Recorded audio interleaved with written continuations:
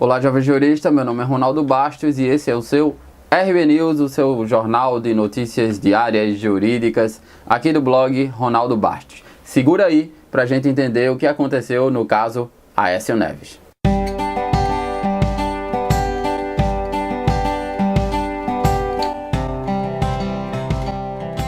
Bom, o caso Aécio Neves é um caso que começa na Procuradoria-Geral da República, passa no STF e termina no Senado Federal, ao menos do ponto de vista político, do ponto de vista jurídico, ainda vai continuar. O que é que aconteceu? Em setembro desse ano, a primeira turma do Supremo Tribunal Federal, no julgamento da ação cautelar 4327, determinou a suspensão das funções públicas do senador de Minas Gerais, Aécio Neves, que foi denunciado pela Procuradoria-Geral da República pela suposta prática dos crimes de corrupção passiva e obstrução de investigação de infração penal que envolve organização criminosa.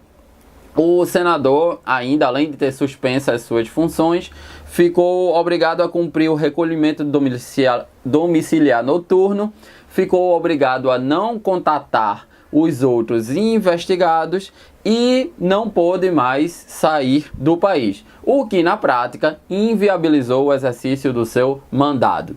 Alguns partidos políticos, então, diante desse contexto e diante de que o Congresso Nacional é uma corja de um monte de investigados e envolvidos em operações criminais, ajuizou a ação direta de inconstitucionalidade 5526, aonde pedia que o STF decidisse se o Supremo poderia aplicar a prisão preventiva ou medidas cautelares alternativas à prisão a senadores e, no caso dessa aplicação contra parlamentares, senadores e deputados, se essa decisão que inviabilizasse o exercício de mandato, ela teria ou não que ser remetida à Casa Legislativa que pertence a esse parlamentar para realizar um juízo político. O Supremo realizaria um juízo jurídico e o Congresso, o Senado ou a Câmara dos Deputados realizaria um juízo político. Bom, como eu mencionei no RB News 7, se eu não me engano, o Supremo decidiu que o Supremo teria legitimidade sim para aplicar medidas cautelares alternativas à prisão, mas se essas medidas por acaso restringissem ou inviabilizassem o exercício do mandato, esses autos deveriam ser remetidos à Casa Legislativa respectiva, que pertenceria ao parlamentar investigado, para ela deliberar no prazo de 24 horas. Foi isso que ocorreu no dia 17/10/2017, ou seja, terça-feira passada. O Senado se reuniu para realizar um juízo político se ia aplicar ou não a decisão do Supremo Tribunal Federal, a decisão da primeira turma do Supremo Tribunal Federal em relação a Aécio Neves, que teve algumas cautelares alternativas à prisão decretadas, como a questão da suspensão da função pública, a questão do recolhimento domiciliar noturno. Então, o Senado, uma votação desse tipo, diz lá o 53 parágrafo 2º, que tem que ser tomada pela maioria dos seus membros, ou seja, temos 81 senadores, teria que ser tomada por 41 senadores.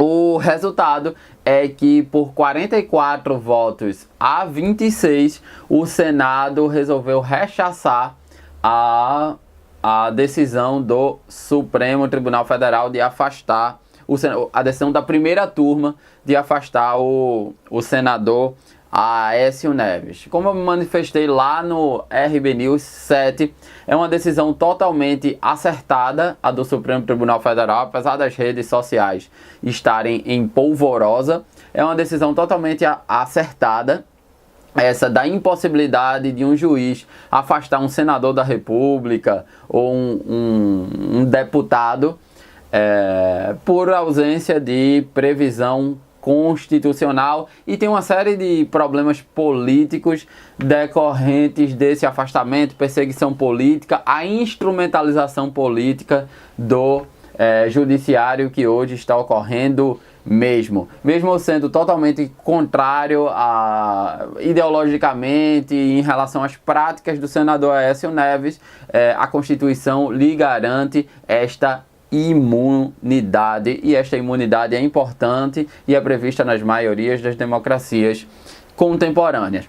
Porém, como não é uma cláusula pétrea, pode ser mudada via emenda constitucional. O que eu acho inadmissível é o judiciário está legislando constitucionalmente. Mas se o Congresso quiser fazer uma emenda constitucional para diminuir o leque de imunidades dos congressistas, isso é algo perfeitamente válido, e aí, no caso dessa mudança, o Supremo poderia passar a ter essa prerrogativa de afastar, independente de aval do Congresso. Duas notícias de bastidores aqui sobre essa decisão do Senado. A primeira é que foi um festival de senador retornando de licença médica, votando em cadeira de rodas. Teve um senador que quebrou a bacia tentando domar uma besta na sua fazenda, então chegou lá de cadeira de rodas para votar a favor de Aécio Neves. Teve parlamentar que deixou de realizar visita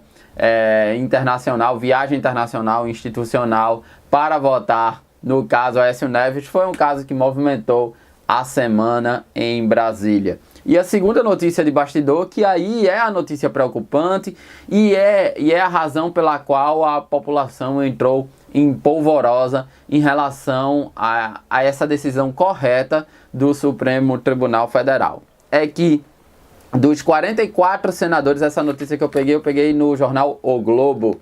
Ele fez uma apuração e constatou que dos 44 senadores que votaram a favor de Aécio Neves, 28 deles, ou seja, 63%, são alvo de inquérito em ação penal que corre lá no Supremo Tribunal Federal. E 19 deles, segundo o Globo, são investigados na Operação Lava Jato. No total, são pelo menos 48 os senadores em casos abertos no STF e 34 envolvidos com a mencionada Operação Lava Jato. E nenhuma outra legislatura, evidentemente, foi tão comprometida com ações penais na justiça brasileira. Então, finalizando o RB News, o Senado devolve o mandato para o senador Aécio Neves. Outro dia eu volto com mais outra notícia relevante para vocês, juristas. Até a próxima.